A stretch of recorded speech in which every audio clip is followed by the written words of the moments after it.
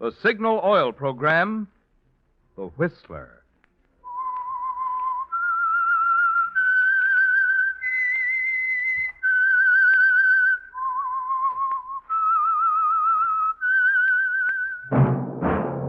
That whistle is your signal for the Signal Oil Program, The Whistler.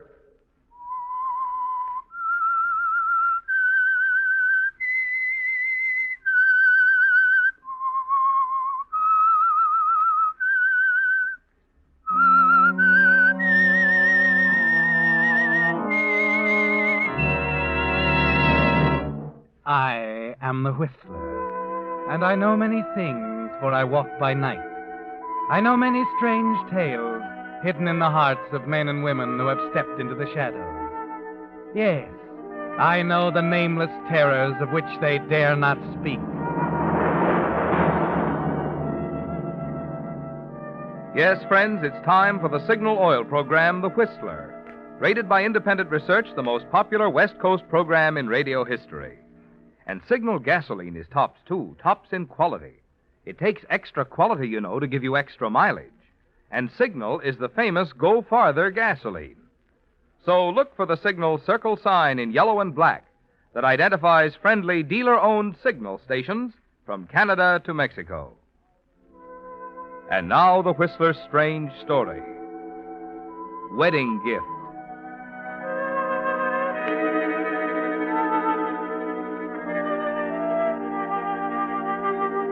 It wasn't according to the rule book, but somehow Chris didn't care. Here on the day before the wedding, the groom had dared to call on the bride at her apartment. And both of them, standing in the middle of the room in each other's arms, threw tradition and the latest edition of the Book of Etiquette out the window and were happy. John, darling. Happy, Chris? Oh, I'm in heaven. Oh. I'm not supposed to see you today, dear. Will you make it right with Mrs. Post? She'll understand. While you're at it, you might as well fix up the wedding dress with her. Well, what's wrong with that? I saw the dress in the store. I liked it. So you went ahead and picked it out for me. Oh, that reminds me, darling. You've got to go now. The dressmaker will be here any minute. Well, if you insist. Oh, by the way, I'm being married tomorrow. Church of the Pines. Do drop around. Love to have you. I'll see if I can fit it into my schedule.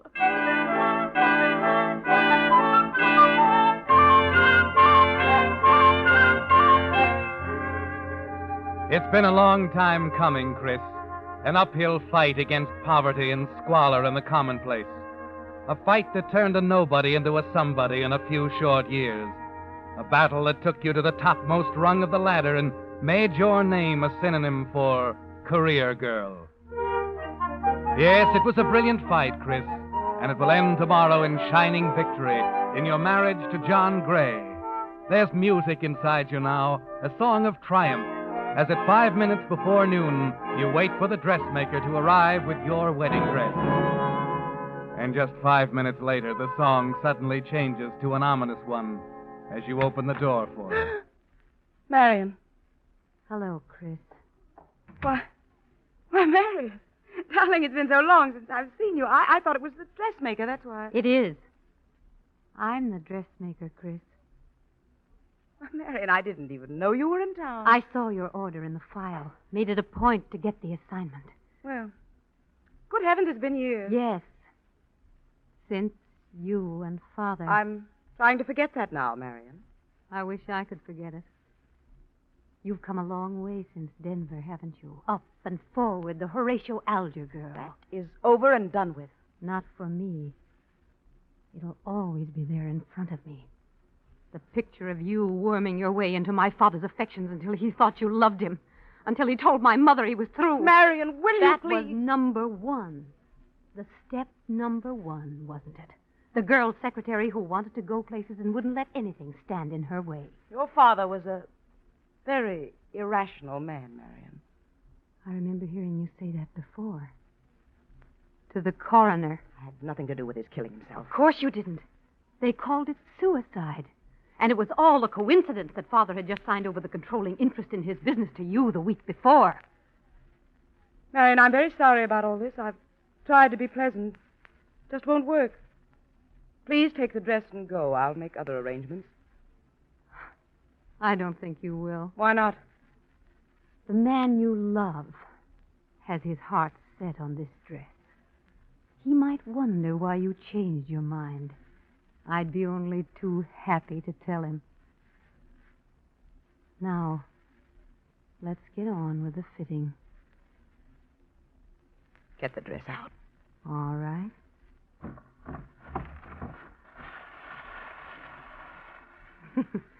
There. You like it? Yes, of course. Long, white. Reminds me of the one Nora was wearing. You'll get around to that sooner or later.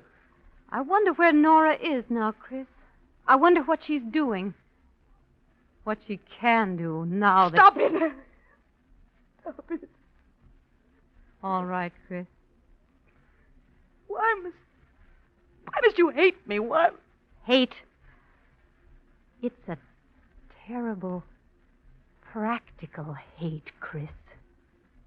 What do you mean? I mean that standing here, right now, if someone put a gun in my hand, I'd kill you.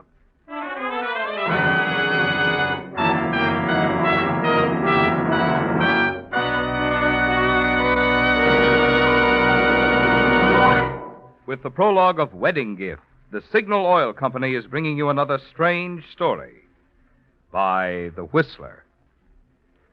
Incidentally, if we of the Whistler cast sound a bit on the excited side tonight, there's good reason. Tonight marks the beginning of the 5th consecutive year for the Signal Oil program, The Whistler.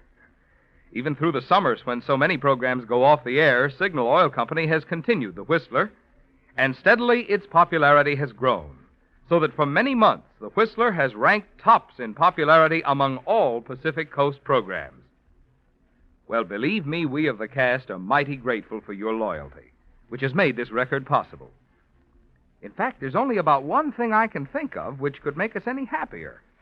That is, if when you stop at a signal service station, you'd mention to the operator that you listen to his program, The Whistler. That would make both him and us feel as pleased as a driver who has just tried his first tank full of Signal gasoline. And now, back to The Whistler.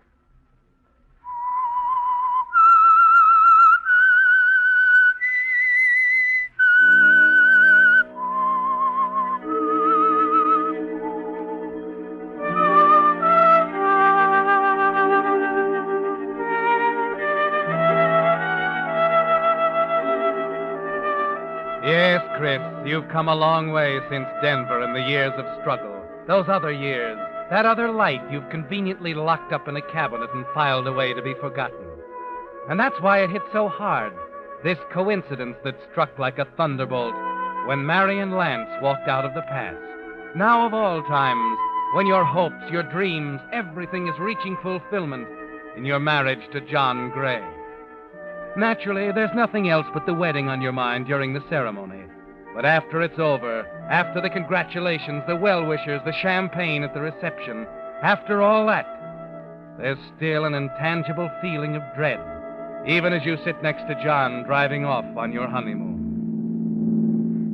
Well, Mrs. Gray, Yes, John? you're awfully quiet. Aren't you at all curious? About what? Where we're going? Well, on our honeymoon, I suppose. I like to be surprised. You will be. I'm taking you up to my sister's place in the mountains. Oh, I didn't know you had a sister. We didn't have much time to find out about each other, did we? After all, 3 months. We did rather rush it along. I might be perfectly horrible when you get to know me. I love you, John. That's all that matters. And you love me, don't you? I married you, didn't I? Uh-oh. Better pull into this restaurant. Oh, what's the matter? This car isn't acting right. You can run in and have a sandwich while I take it over to the garage, huh? This is the last stop before the mountains. I'd hate to have anything go wrong. All right. Chris, Yes? there's nothing wrong, is there? Somehow you don't seem yourself. I'm sorry, John. I guess I'm just a little tired. The wedding, you know. Sure. All right, go on now. Run over to the restaurant. You'll feel better after a good hot cup of coffee. John, What is it? Nothing. Nothing. Go on, dear. I'll see you in a few minutes.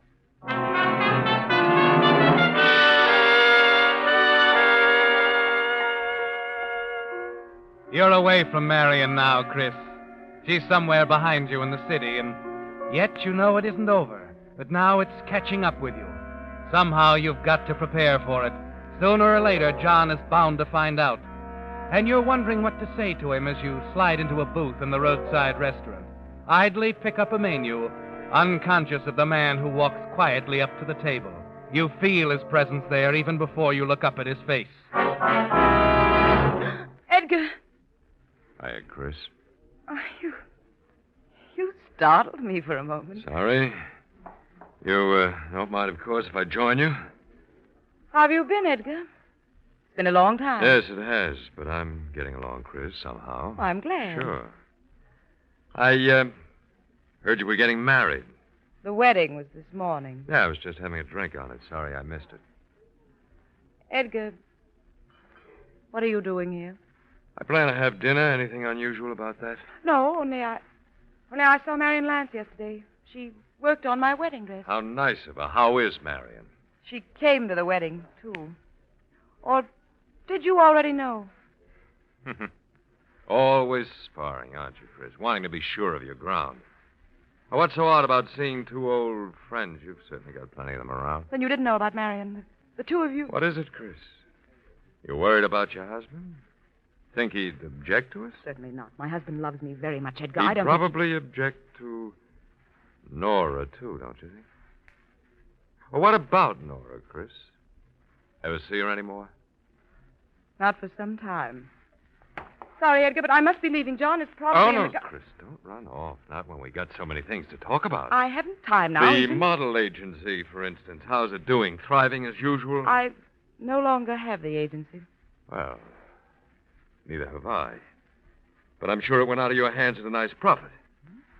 Business is business, Edgar. Not that kind. No, Chris, your way of operating was something else. Something wonderful, I thought at first. Wasn't I a fool? Does it still hand your laugh? I never laughed at you, Edgar. I've always been very fond of you. You know, I really believe that. Once. I didn't know it was all part of a plan. A plan to steal my business away from me, gaining my confidence while you destroyed the confidence of my clients. That's not true. You shouldn't have started drinking so heavily. That's what ruined everything for you. Can you blame me for that?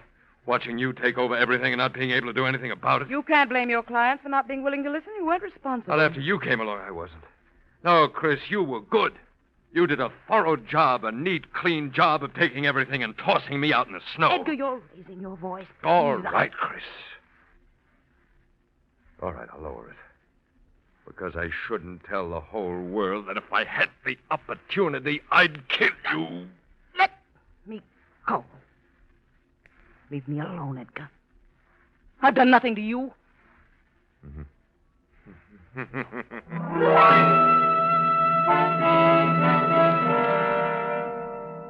His laughter follows you across the room, doesn't it, Chris? But as you reach the door and glance back, you see that he hasn't moved. That for some reason he remains at the table looking after you as you rush outside. Chris, you didn't have to come after me. John, I'm really not hungry. I don't want to stop for dinner. Can't we go on? Well, I'm not too happy about the car. Well, it'll be all right. I've been getting a headache, John. You know, all the excitement. I'd feel much better riding along. Well, if it'll make you feel any better. Oh, it will, John. I know it will.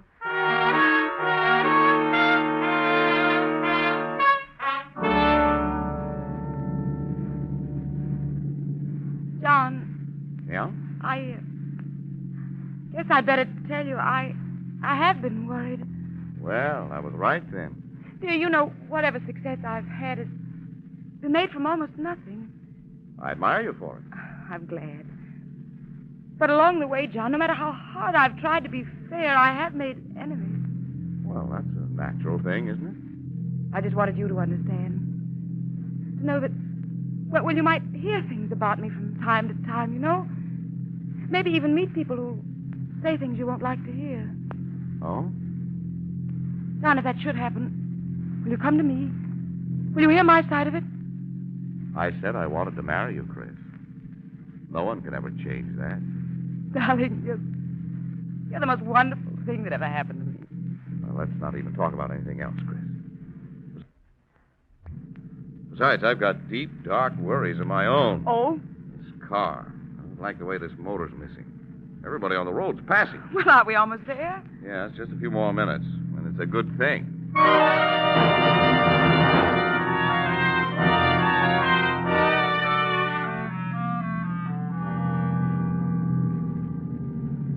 Well, here we are, Chris. What do you think of the place? Oh, John, it's beautiful. My sister usually stays up here the year round. Oh? Come on, keys on the porch. I had no idea it was going to be so isolated. Afraid of your husband? No, it just seems so far away. Yeah, here's the key. Yeah, my sister says it's like her own little world. Huh? I believe it. May I? Oh, John. Hmm? Oh, John. Across the threshold. New life. Oh, I'm so happy, John. Well, I'm glad you're in a good mood, Mrs. Gray. Makes it easier to tell you I've got to leave for a while. Leave? No, that car. Believe me, we just limped in. If I don't have it taken care of right away, we'll be here all winter. Oh, is that bad? Well, it's very impractical. I'll just run it into the village. Be back before you know it. Oh, do you really have to, John? All right, go on. Say it. Men are all alike. Think more of their automobiles than of their wives. Well, I won't say it if you'll kiss me. Sure. Darling, please don't be gone long. Don't worry. Just make yourself at home. Look the place over.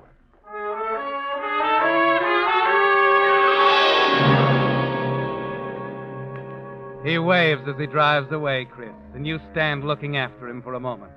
Then you close the door, start across the big living room toward the stairs. You wonder idly about the fire already going in the hearth, and then stop at the sound of voices from the next room. Yes, I passed them on the road, too. Too bad you missed the wedding. Very interesting. At first, you think you're imagining things, that it's because you have Edgar and Marion on your mind. She told me about But the voices continue, and you feel yourself drawn as if by a magnet to the other An room. interesting talk at a little roadside inn. Did you remember Nora to her?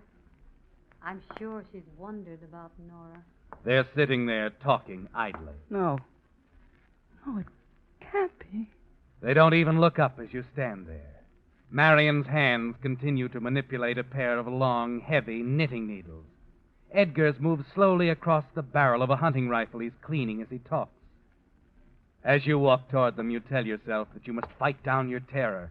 Try to bluff it through with the calm you've always shown talk before. very much about poor Nora. She had a... Hello, Chris. Well, Christine. Would you two mind telling me exactly what you're doing here? We meet so often of late. Yes. How nice. Isn't it? But surely you're not our hostess. Where is she? I don't know what you're talking about, Marion. My husband and I are spending our honeymoon here, and we It certainly... all sounds like some sort of dreadful mistake. What a shame, Edgar. And you'd hope to stay on and do some hunting. You've wasted time cleaning the rifle. Oh, I don't know. Obviously, there's been a mistake. I don't want to seem rude, but I must ask you both to leave. But, my dear, we were invited. Yes, we have as much right here as you. That's ridiculous. Perhaps, but true, and we're staying. Aren't we, Marion? Oh, I wouldn't drive that mountain road again without a night's sleep. Impossible. I see. Well, you must have something in mind. Let's get to it. I know how you feel about me. You think I've done wrong. We do, Chris. And I think I've done absolutely nothing wrong. In a business transaction, that would put us at an impasse. However, you're both old friends. Thank you, dear. Now, I want to see the right thing done. Exactly why we came, Chris. Our very feelings. You're not going to anger me, Edgar, or frighten me. No? Strange. I had the feeling that you're trembling so inside you'd almost like to scream. You're wrong, Edgar. Let's have a drink, shall we? I'll go fix it. Delighted. Bring soda for mine, Chris. I never learned to drink like Edgar. I'll get them right away. phone? Where's the phone? Oh, here. I'll just get through to someone. Operator? Operator, listen closely. I can only say this once. This is Christine Gray. My husband, John Gray, is at the garage there in the village. Yes, Mrs. Gray. Get a message to him. Tell him I'm in danger of my life. And please, if you can't reach him, send someone up here right away. White Oak Lodge. I know the place, Mrs. Gray. I'll have someone up there very soon. Oh, thank you. Oh.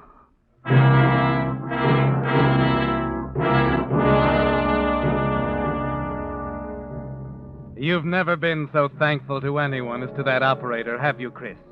Because Edgar is right. You're trembling so inside that you could scream.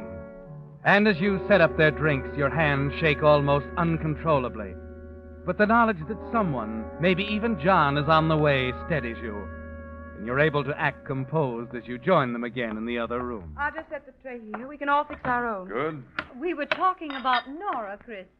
You said you hadn't seen her for some time. No, I haven't. Well, she was in the hospital for so long, I guess quite a number of her friends forgot. I didn't forget, Edgar. No. Of course. You were busy. Well, it's just as well. Chris never liked to look at unpleasant things. Poor Nora. She's not a pretty sight. Steve doesn't even know where she is, you know. Her husband? Yes. It was a terrible accident. Was it, Chris? I'd like to believe that. So would I. But it solved things much too conveniently, Chris. I don't know what you're talking about. She was the only one in your way, wasn't she? And Nora had a charm and beauty about her that couldn't be ignored. Only destroyed. You're drinking too much, A Edgar. match, one tiny little match dropped on an inflammable dress. Stop it, Edgar. It must have happened so fast. She almost burned I to death. tried to call the others. It was too late. Yes, you waited a few moments too long, didn't you, Chris? I told you it was a hideous accident. Everyone believes me. Everyone except Marion and Nora and me, Chris. We know better. We're three people who know that you haven't any right to live. Well, now, if you'll excuse me. Where are you going? My drink's a little warm. I believe the ice is in the kitchen. What is all this, Marion? What are you going to do? I thought I made that clear yesterday when I brought your dress. Can't mean. That's exactly what I do mean. At the moment, I don't know which of us it will be. But for what you've done to us, one of us is going to kill you. Tonight. You've no right to condemn me this way. No matter what I've done, you're not justified in killing me. Perhaps not, Chris. But sometimes hatred goes beyond the bounds of reason. Oh, of course, my husband will be back any minute. I'm sure that doesn't worry me, Chris. Certainly it doesn't bother Edgar. And least of all, Nora. If she were here, you... Well, you are jumpy, aren't you, Chris? I wasn't sure it was possible. I'm not staying in this house. I'm going outside, you understand? And you're not stopping me, neither of you. You're not going anywhere, Chris. Let go, you can't. Get back in that chair. That won't do any good. No one can hear you this time, Chris. There's no one to lie to this time. Wait. He's back. You're wrong, Marion. You're wrong. There is someone. It's my husband. Did you hear? He's back. I got a message through to him. I fooled you, Edgar, again. I fooled you. Chris. Darling, you came back. You're just in time, John. You're just in time.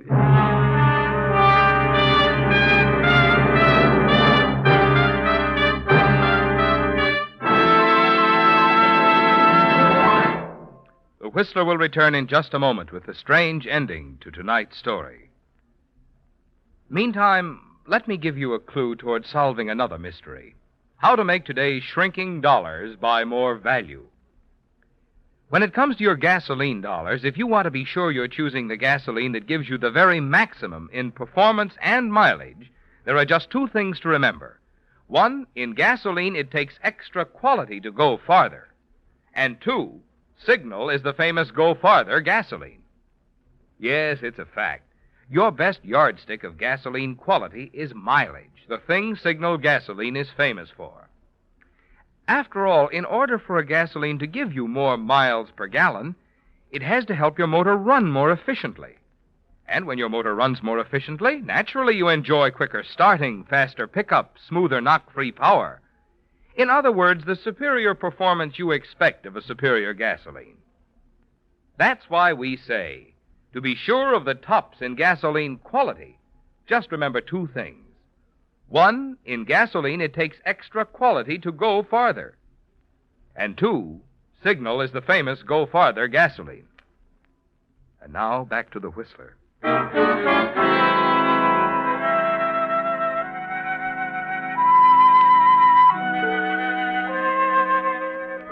It seems far away now, doesn't it, Chris? The danger, the terror there by the flickering fire as Marion and Edgar calmly announced they were going to kill you. And you're safe in John's protective arms, sobbing like a frightened child. Somehow he'll understand, Chris.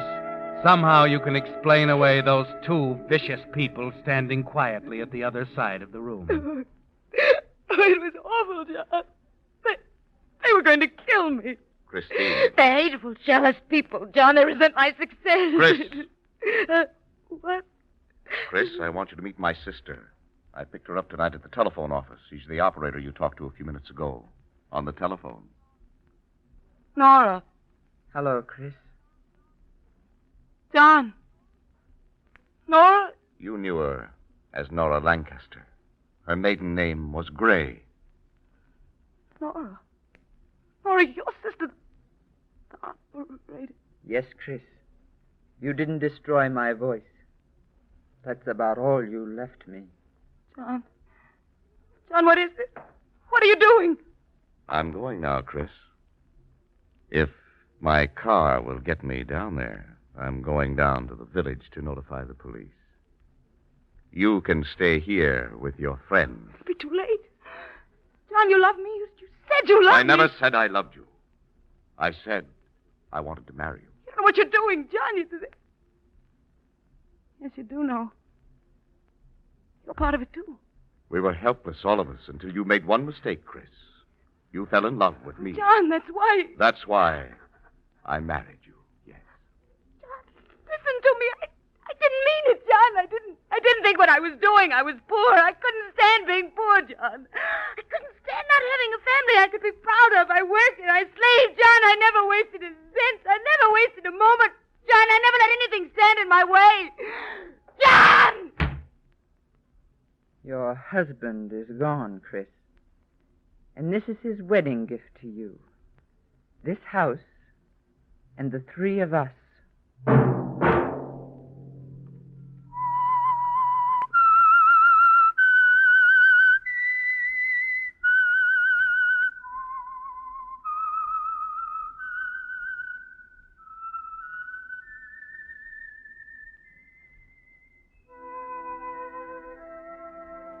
Let that whistle be your signal for the Signal Oil program, The Whistler. Each Wednesday night at this same time, brought to you by the Signal Oil Company, marketers of Signal gasoline and motor oil and fine quality automotive accessories. Signal has asked me to remind you, to get the most driving pleasure, drive at sensible speeds, be courteous, and obey traffic regulations. It may save a life, possibly your own.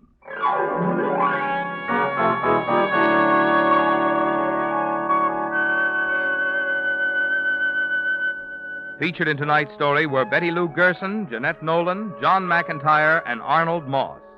The Whistler was produced by George W. Allen with story by Merritt Stone and David Clark, music by Wilbur Hatch, and was transmitted to our troops overseas by the Armed Forces Radio Service. Next Wednesday, for a full hour of mystery over most of these stations, tune in a half hour earlier. Enjoy The Saint, as well as The Whistler. This is Marvin Miller speaking. This is CBS, the Columbia Broadcasting System.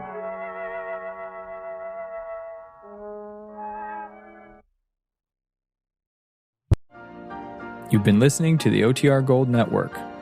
Find more classic radio at otrgold.com.